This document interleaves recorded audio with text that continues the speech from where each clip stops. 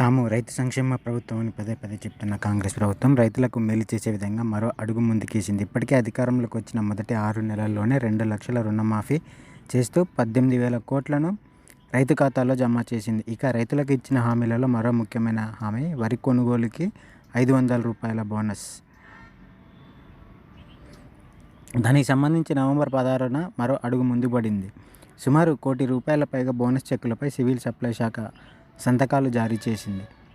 48 గంటల్లో రైతుల ఖాతాలో ₹500 బోనస్ను చేరనున్నాయి. ఈ నెల 11న శాంపిల్గా ఓ రైతు ఖాతాలో 500 బోనస్ చొప్పున 30,000ను ట్రాన్స్ఫర్ చేసింది. అకౌంట్లకు డబ్బులు జమ అయినట్లుగా రైతు మొబైల్కి కూడా మెసేజ్ వచ్చింది. దీంతో శనివారం సుమారు ₹1,00,00,000 పైగా చెక్కులను సివిల్ సప్లై సంతకం పెట్టి జారీ చేసింది. ప్రతి కింటాకు 500 చొప్పున అకౌంట్లో జమ చేస్తామని ప్రభుత్వం ఇప్పటికే ప్రకటించింది. అయితే బోనస్ చెల్లించడానికి ఒక ప్రాసెస్ ఉంటుందని, సన్న రకాల వరి కొనుగోలు చేశాక దానికి సంబంధించిన డేటా ప్రభుత్వానికి చేరిన తర్వాత దాని నుంచి ఒక ప్రాసెస్ ప్రకారం రైతుల ఖాతాలో ఎంత డబ్బు చేరాలనే సమాచారం పూర్తిగా సేకరించడానికి 4 నుంచి 6 రోజుల సమయం పడుతుందని మంత్రి తుమ్మల నాగేశ్వరరావు ప్రెస్ మీట్లో ప్రకటించారు.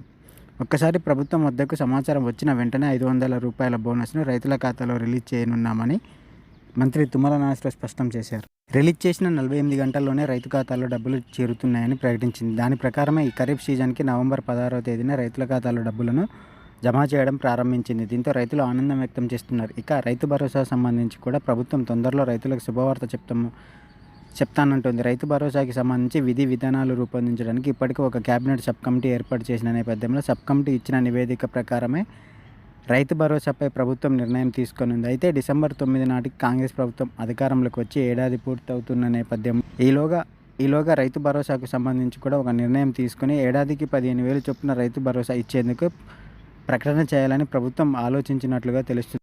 మొదట ఎకరం భూమి ఉన్న రైతుల నుండి మొదలుపెట్టి 10 ఎకరాల లోపు రైతులకు రైతు బంధు ఇచ్చే ఆలోచన చేస్తున్నట్లు వ్యవసాయ శాఖ వర్గాలు చెబుతున్నాయి.